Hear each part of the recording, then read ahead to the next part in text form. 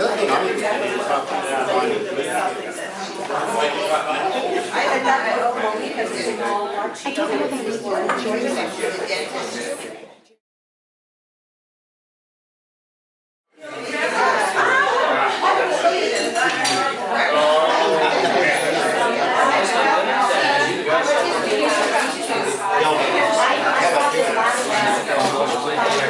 is good too. A good turnout. So I thought I would start off by talking a little bit about our pension plan and then get into the Bill C-27 thing. So here's some numbers that are quite fresh, but they reflect the end of 2016. The trustees published their report and it comes out sort of on September the 1st, so that's our first time looking at it. Some really interesting numbers we'll go through quickly. Total members in our plan now about 94,000, so that includes active and retired and people who deferred. Those are people who worked for a while and now have got a job doing something else and they still have a benefit left in the plan. 36,510 pensions in pay. Total pensions paid out in 2016, $1.1 billion. Not only is that good for you and me, because that's the money that we get, but it has a tremendous impact on the economy of BC, because that's money going right back into the economy of BC. That's you and I buying groceries and paying our rent and driving our cars and stuff like that. Total assets right now, $25.5 billion. And I never say that without reminding people where that money came from. You know you contributed when you work, and you know that the school board contributed when you work. But you might not know that 80% of that money is investment return. 80%. Most of the money that you get in your paycheck comes from investment return. 10% about comes from your own contributions just coming back to you. A little bit more than 10% comes from your school board contributions coming back to you. So when your friends say you guys are living off the taxpayer's dollar, you need to tell them, no, we're not. Actually, we contributed, the school board contributed, that was part of our negotiated salary, and 80% of the money we get comes from investment returns. We are not a drain on the taxpayers. In fact, we are putting $1.1 billion back into the economy of BC, and part of that is our taxes that we're being paid to the BC government. Ratio, this is a bit of a worrisome number. There's 1.2 active teachers now for each one of us retired.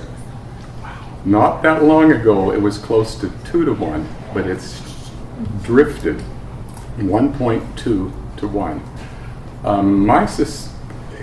And that the numbers, it's been 2, 1.4, 1.2. I suspect that it might level off now because they're hiring about 1,000 more teachers this year. Maybe it won't get any lower than that. Another really important number is the cost of running our pension plan and investing the money. 0.32% of assets. It's an incredibly good deal. When you invest money with your local bank or your local investment guy, you're probably paying over 2%. We're paying 1/3%, and that includes administering the pension plan. Investment returns in 2016, 6%. Nothing wrong with that, is there? Now, you might remember that the pension plan needs to earn 6.5% every year on average to pay the pension plan. And 6% is a little bit low. But have a look at this. Here's the returns for the last 5 years. The average for the last 5 years, 10.38%, way above 6.5%. Now, when the actuary does the valuation of the plan, the actuary looks at the annualized. So that's more complicated mathematics than just the average. Because it takes compounding and all that sort of stuff in it. But you can see that the two of them are very close.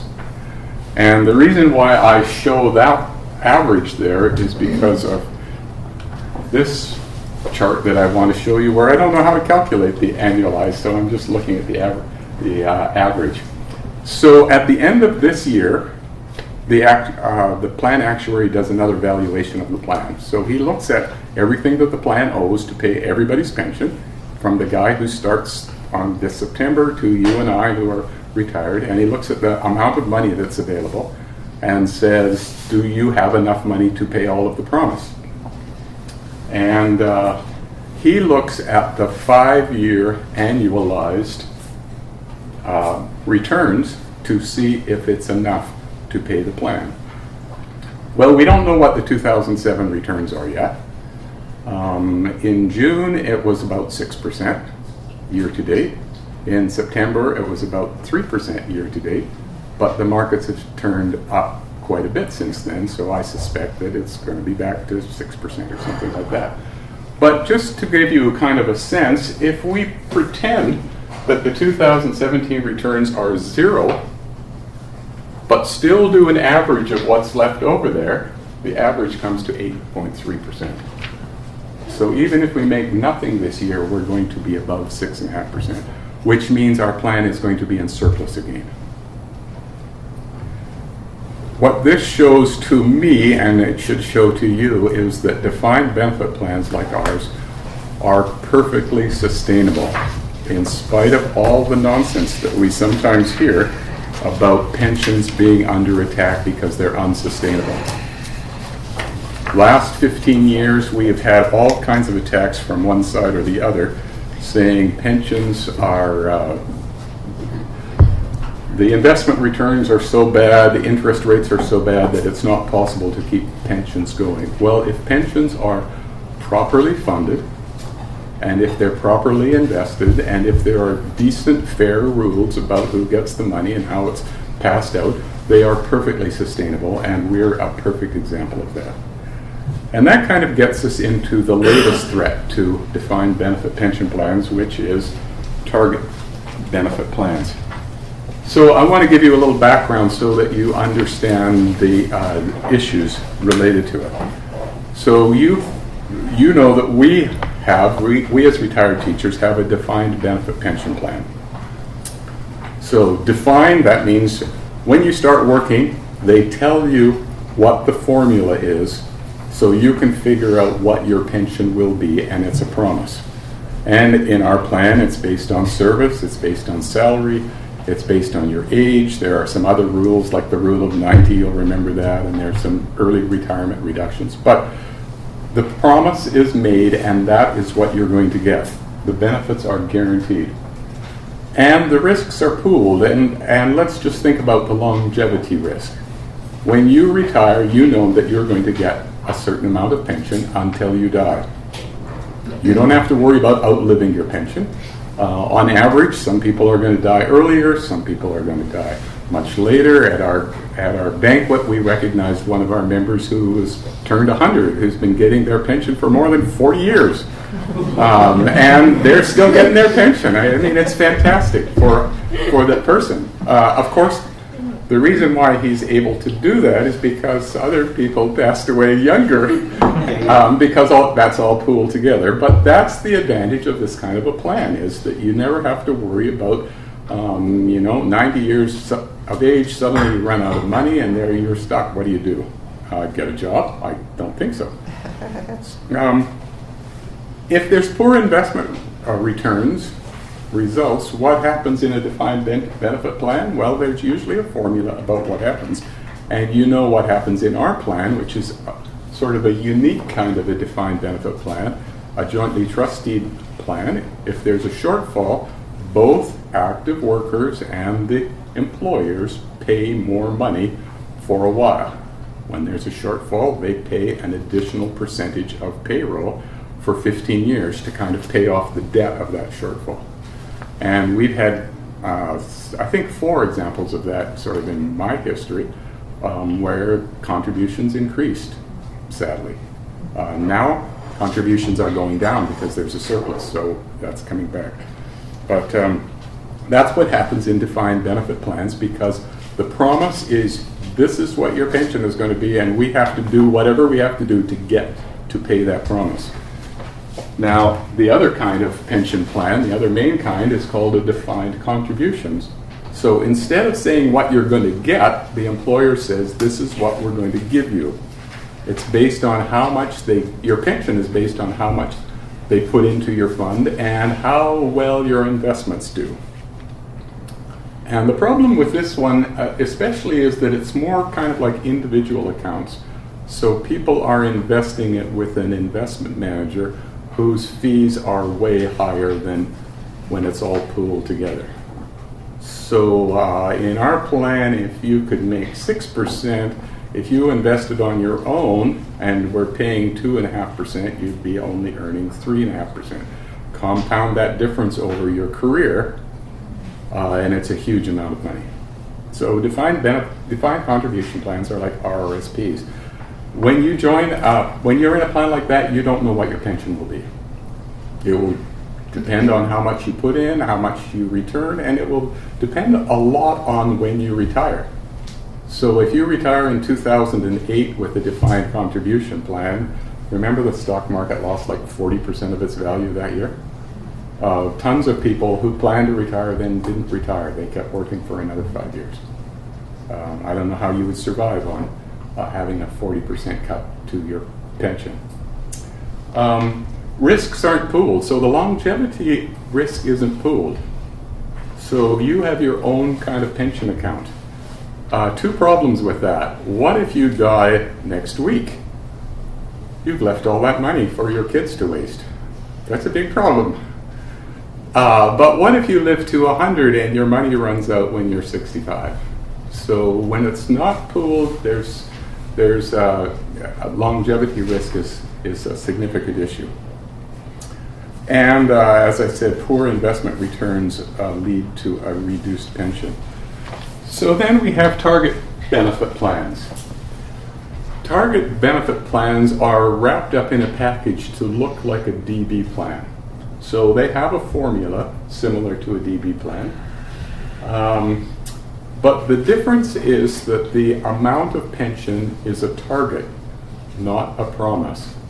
The guy, Evan Dyer, on the news the other day said it's an aspirational goal. This is what we would like to give you if everything turns out right. But if things don't turn out right, your pension is less.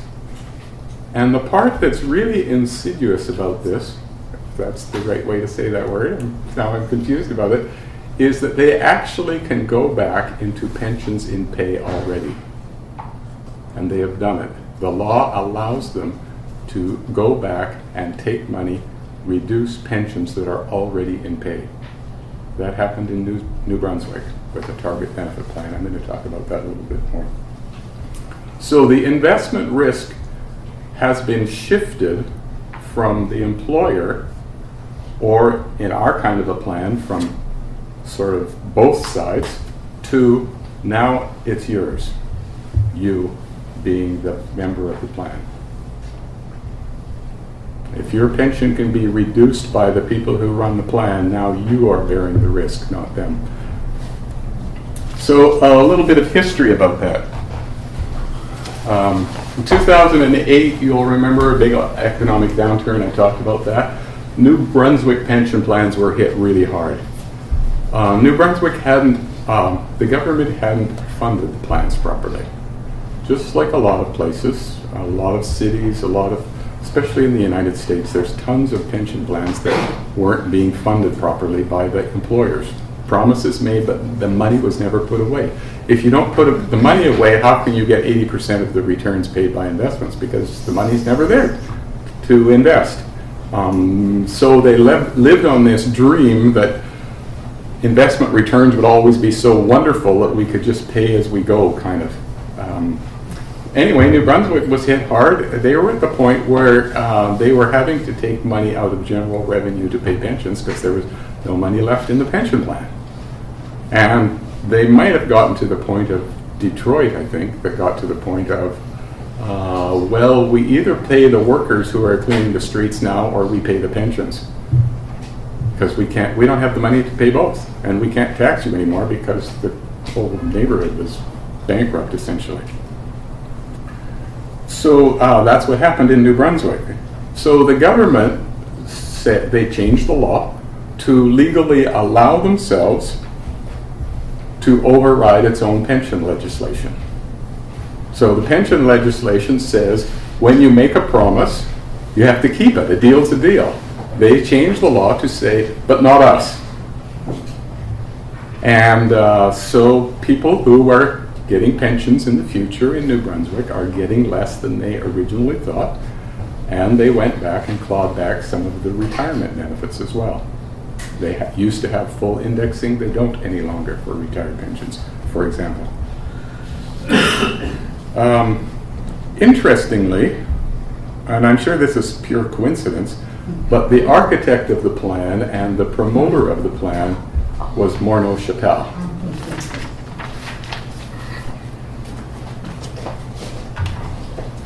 So the goal of BC 27, not BC, C27, if you ask the government what they're trying to do, they will say, we want to broaden the scope of retirement saving opportunities. We want to make more pension plans available to people. If that was really true, we would be huge supporters of it. If you don't have a pension plan and now there's a new kind of pension plan, maybe it's not the best in the world, but at least it's a pension plan, by all means, everybody should have this. But what's really going on behind the scenes, in at least my opinion, is that they are promoting the conversion of DB plans to TB plans. Change your DB plan to a TB plan. Now, to be fair, I have to tell you that you are in a plan that has a target benefit element to it. Our cost of living increases is a target benefit plan. Contributions are made to the inflation adjustment account, IAA, and we pay cost of living if there is enough money to sustain the plan. Luckily, I wouldn't say luckily actually, but in fact, we have paid full cost of living since something like 1967 or somewhere around there. Our plan has significant contributions. About 6% of payroll is now going into the inflation adjustment account to make sure that there will be money to pay cost of living into the future. But the trustees will always emphasize that it's a promise, it's not a guarantee. And I can live with that, knowing that there is money in there to pay that, and it's not being deliberately underfunded. Money is available.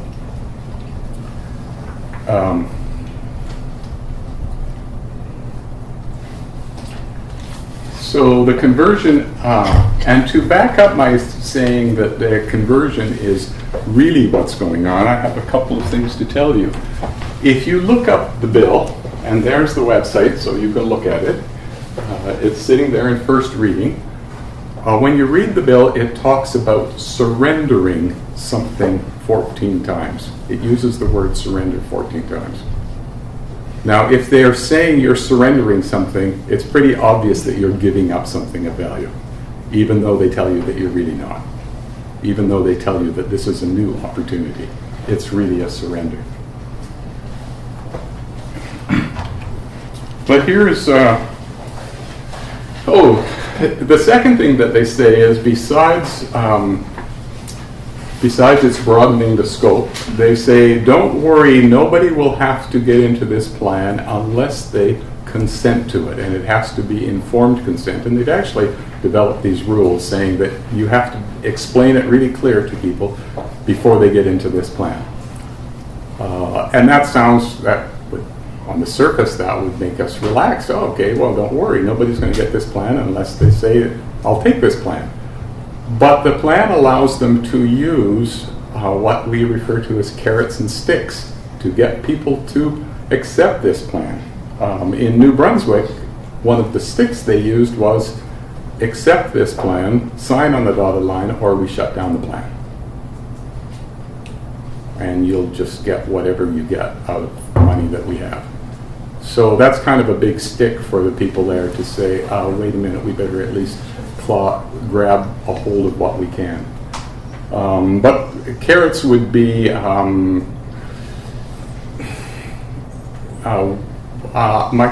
company is not doing so well right now. If you agree to give up your DB plan and go to the TB plan, we'll give you a 5% increase in wages this year.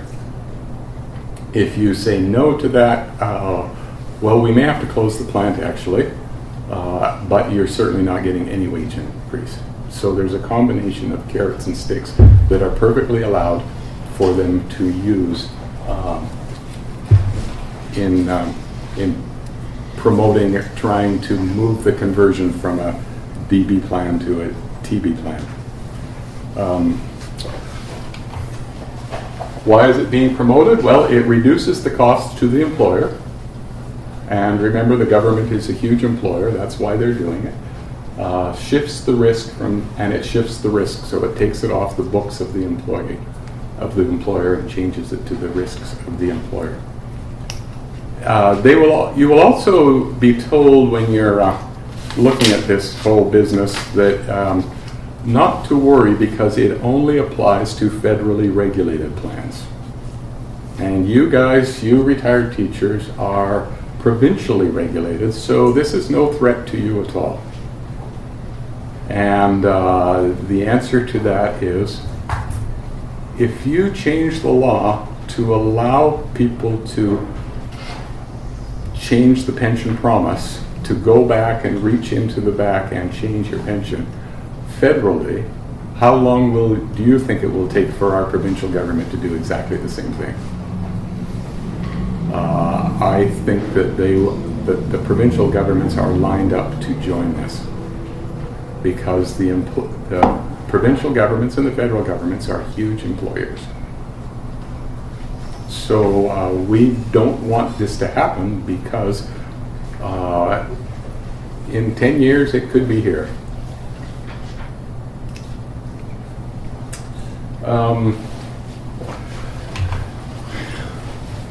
They describe it interestingly as TB plans are shared risk plans. And I mean, if you control the language, you win the argument, right? It's not a shared risk plan at all. Our plan, a jointly trustee plan, is a shared risk plan. If there's money needed, both sides put money in, so that's shared, equal. TB plans have actually shifted the risk to the employee, because in TB plans, the contribution of the employer is fixed. If there's a shortfall, the employer does not have to put another nickel in. They just say the obvious solution is to reduce the benefits. So don't be fooled by the shared risk talk. It's not shared risk. It's a transfer of the risk from the employer to the employee. Why should we care? Well, the first point I've already made. What would stop our provincial government?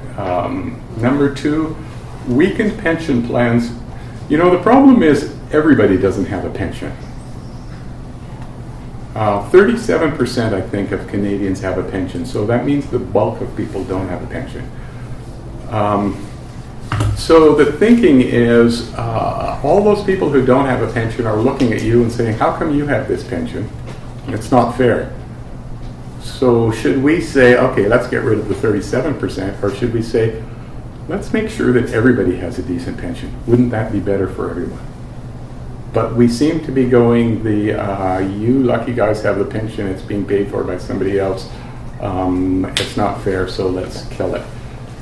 Weakened pensions hurt us all, because if you don't have a pension, how do you live? Well, you live off OAS, you live off GIS, Guaranteed Income Supplement. You get your health benefits paid for by the provincial government or somebody else, and all of those are 100% taxpayer funded. And all of those come out of general revenue every year. They're not pre-funded anything. I mean, that's the weirdest thing about OAS. It comes out of taxpayers every year. There's no fund there that pay it. That's why there's so many attacks on that plan, because it's just a constant bill. Because every dollar that gets paid comes out of taxes that year. Canada Pension Plan is different. It's like our plan. It's pre-funded. I think I had a third one. Why should we care? Oh, yeah. I thought of this one just yesterday as I was looking at the notes. So let's just imagine this happening. If a new provincial government came in and they decided to hardball negotiate with the BCTF, and at some point the BCTF said, okay, we will convert our plan to a TB plan. That would be okay for the people who are actively working, because the TB plan would be completely separate from our DB plan. We would be stranded because we would still be in the DB plan, and we as retired people would never say, oh yes, reduce our pensions, thank you very much, we agree to that. We would be stranded in a DB plan. What would happen if the economy got poor, if the returns were really poor? Who was there to contribute and make up the difference needed in our plan? Well, there's nobody. So if we were left stranded in a plan, we would end up having a TB plan. We would start getting less of a pension just because the money that's left there in investment isn't enough. So that's another reason why we need to care. This is what the government says. The TB framework, Bill C-27, does not impact the core public sector pension plans, which are governed by other statutes. I talked about this earlier. Here's something that Mr. Bill Morneau said in 2013. Defined benefit pension plans are on the path to extinction and a public sector problem. Who believes that the average Canadian without a defined benefit plan and with the demonstrated capacity to save enough to support their retirement will agree to fund public sector pension plans? So what that says to me is, yes, they say don't worry, but this is where we are really going.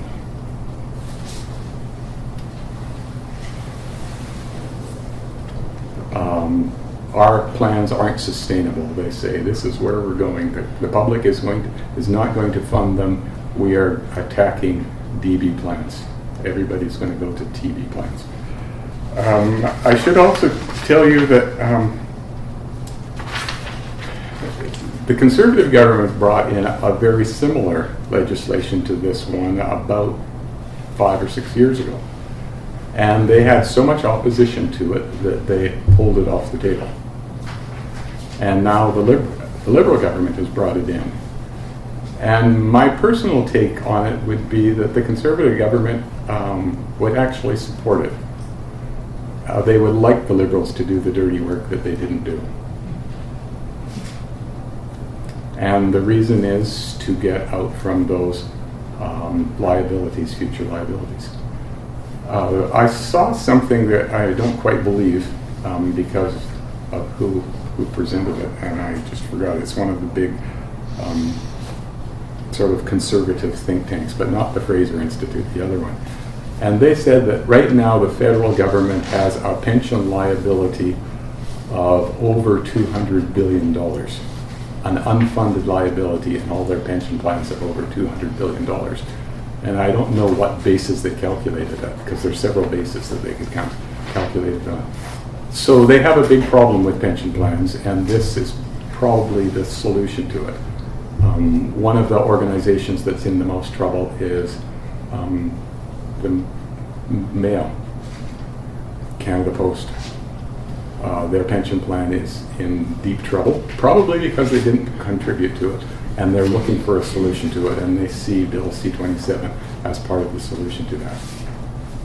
So we're up against the wall, I think, in lots of ways. So at BCRTA, we learned about this and decided, well, we need to do something. And we picked up on that target benefit idea, but we twisted it and said, wait a minute, target benefit, who's the target? Well, it's you and I that are the target.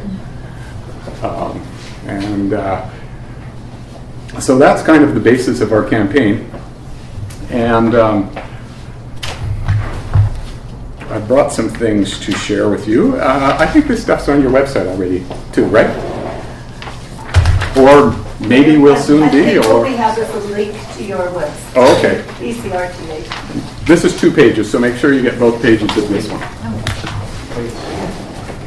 And so we're sharing this with you and encouraging you to get on board. With sort of helping defeat this. And I'll talk just a little bit about how we're doing that. And we've shared this with Costco. You might know about the Costco group here, coalition of, I always forget what Costco means because I think of Costco instead of Costco. But I'm also on the board of Canadian Association of Retired Teachers. And so we're sharing this campaign right across Canada, and other provinces are, sort of modifying it to fit their own issues and needs and doing something. So we've got some documents for you. The first one that you got there, kind of the who's the target, is the one-page quick snappers. We put that in our magazine, and it's probably the one that's posted on your website. It's certainly on our website. The second one is kind of the backgrounder. Is it the backgrounder? No, you got the wrong one. I can make some more copies. How many more do we need? I made 25, so there should be enough. I have a question. Yeah, there should be. Where does the Pick one. investment houses stand in this? Okay, I'll come to that. Okay. Yeah. And if I don't, you'll catch One me of again. each. That is one of each. This one is 2 pages. So the second 2-page one, yeah, I'll give you this one again. The second 2-page one kind of gives you some background facts. And essentially this is what our campaign is. In talking to political people, we learned that we've been told by more than one person actually, that if you contact a member of parliament, if 25 people contact a member of parliament about an issue, suddenly they're asking questions. Their awareness is raised, they raise it in caucus, they ask if other people are hearing the same sort of thing. You probably have already guessed that a whole bunch of letters, especially if it's, a whole bunch Excuse me, of Jerry, letters. how many people still did not get copies? Just 1, 2, thank you. 3 up here. Voting in color. If you get a whole bunch of letters, they pay no attention. If you do a petition and there's 10,000 people, well, they just say, oh, well, that's the union guys that have organized. We don't pay any attention to it. But if an MP gets 25 contacts from constituents, they start to pay attention and ask questions and raise objections while they're in caucus, saying that the people out there don't like this. All it takes is 25. So our goal is to find enough people so that every MP in BC gets 25 messages from 25 different people. And we really encourage you to do it in person. And that's why we've given you the backgrounder, because it gives you enough information. You probably, if you read that and understand it, you probably know more than your MP does, because the MP just votes the party line, right?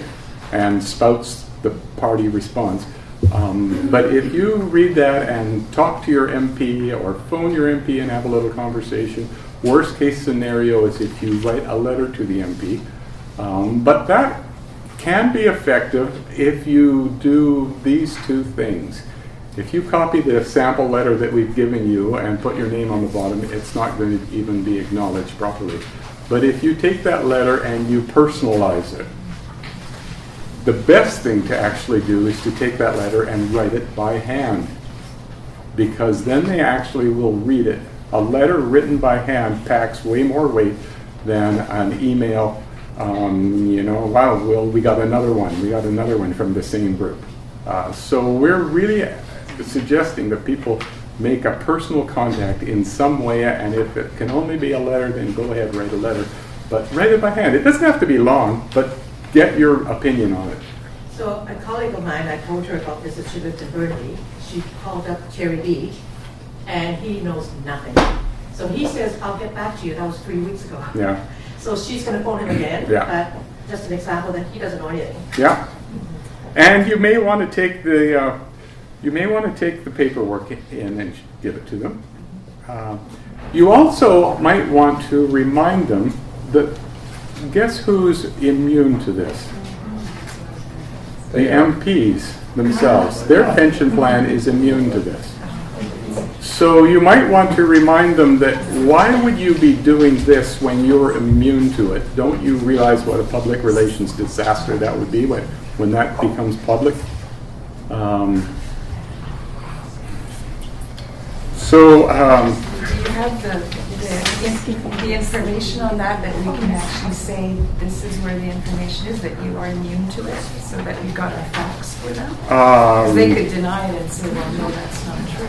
No, it would be nice to have that. Nobody's asked me about that. I mean, we only thought about that yesterday, actually. Somebody raised it in our committee meeting. I'll see if I can find it. If you can go in and it's written there for them, then they can't deny it, right?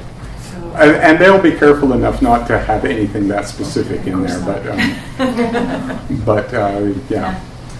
I don't know if that's possible, but we'll work on that. What is the trial? When?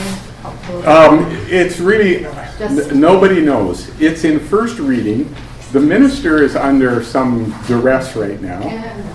However, he may come out smelling like roses tonight because he's giving the update on the economy, and apparently everything's wonderful. We think that they really want to do this. Some people say it's just going to go away. I think it's not going to go away. I think it's going to happen. I worry that it will be, sometimes they put 3 or 4 bills together and they step it through as fast as they can. Just the weekend before Thanksgiving so that nobody notices. I think we have to do stuff about it now. Now is the perfect time to get onto this. So I would really encourage you to spread the word. If you go on our website, right at the bottom of the new welcome page, it's got who's the target, and the whole package is in there with sample letters and what we're doing.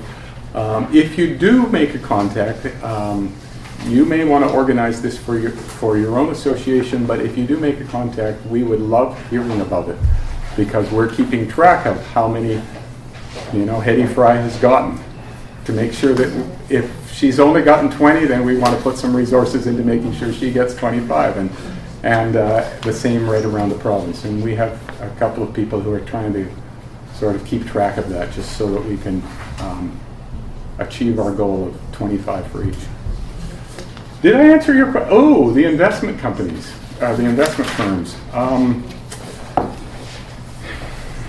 I asked about our own BC investment firm, and I also asked about what our own pension board of trustees is doing about this, and the answer was we're kind of waiting to see what happens, and we're lying low, and it's only federal right now, so it's not a direct attack on us. And somebody said, do we want to get real public about this as our association, or will that just make us more of a target to the 65% of the people who don't have any pension plan? So I don't know. I don't think they're doing anything.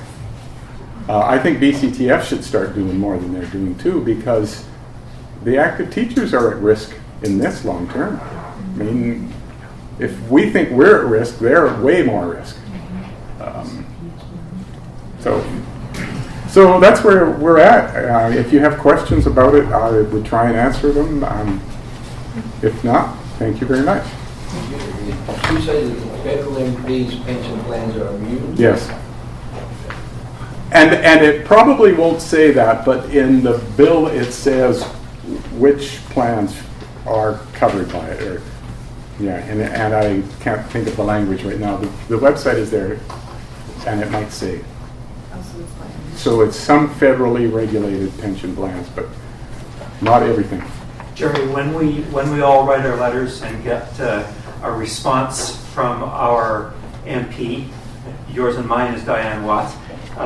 Who doesn't exist anymore. It doesn't exist anymore, you're right. Who do we contact at RTA? Oh, yeah, good question. So I didn't print this one for you. I probably should have. So this is the campaign, sort of the steps of the campaign and the directions. Maybe you would be so kind as to get that printed. It's also very clear on your website. It's absolutely clear on the Somebody would website. like a copy of that? And we want you to contact to Lori. She's the secretary at our office, and her email address is there. It's just lori@bcrta.com.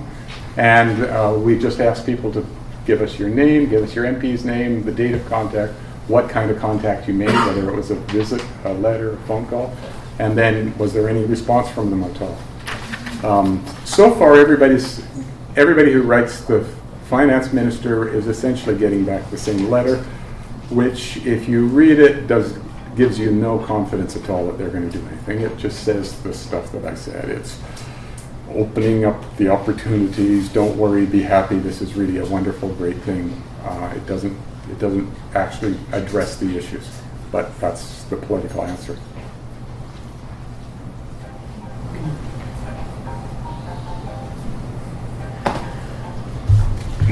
Jerry, you're talking to groups like us and to teachers who are in the Retired Teachers Association.